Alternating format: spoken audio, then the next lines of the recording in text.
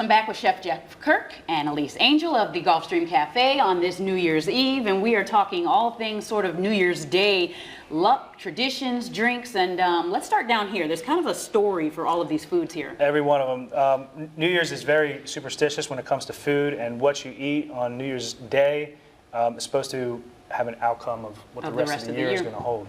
So in Portugal and Spain, they do grapes. So for each chime of the clock up until midnight, you're supposed to eat a grape and make a wish. And each grape corresponds to a month. So say the third grape you ate was sour, then that would mean the month of March you may be having a little sour time going on there. Okay. I'd eat an extra grape to So make up that's for that. right. Right. For an extra measure, it's always nice to have that 13th one in. Okay, fish. What is this? Next one's fish. Fish it was widely used throughout the world as a traditional holiday food, just because before refrigeration, it was very easily, salted or preserved in oil. The fish scales, they're shiny like coin. Also, fish is a schooling animal, so they're abundant. Anchovies used to be used as fertilizer in fields, so it would be traditional to eat anchovies or herring or some kind of food like that just to have an abundant new year.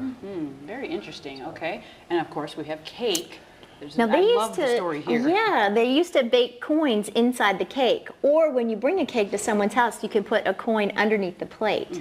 So obviously wealth and good fortune. And whoever gets the coin, of course, is the lucky person for that year. You're the lucky person. Okay, That's but right. I wouldn't recommend probably putting Maybe a coin. in We there. also got some like walnuts A or like an almond or something like that. Just something that's going to be noticeably different would be a fun thing to use. The reason they're round also is because it just represents the things coming full circle.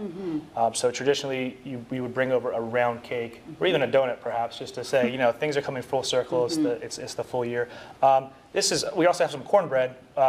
Cornbread in the South is commonly used just because it reminds us of a gold bar, which is also going to promote wealth. So eating something like cornbread, just the shape and the color, just reminds us. And cornbread goes well with black-eyed peas and rice, of course. Definitely. That's a complete meal. Definitely. Got to have your black-eyed peas on New Year's Day. Definitely. Next we have bacon.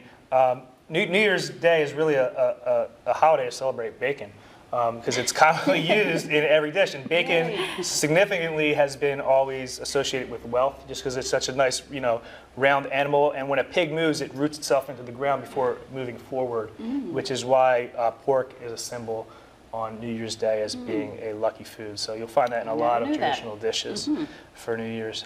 Okay, and that brings us, of course, to our black-eyed peas and rice. And there's an interesting story here about leaving 3 beans left on the plate. Tell me a little bit about that. Correct.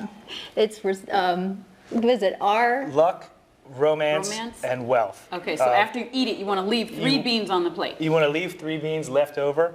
Another thing you want to do with the leftovers is when you cook a batch of these Hoppin' Johns, you want to leave enough for the next day because they'll be called Skimpin' Jennies. And that's going to promote that you're being so frugal, so you're going to start the New Year's in a saving kind of mood. So. Oh, very great. Okay, and of course, all these traditions, you can look up a lot more traditions online and make your own traditions. Why not? Definitely some fun things to try out. All right. Happy New Year to you. Happy New Year to you too, Theo. If you're one of the many vowing to get fit and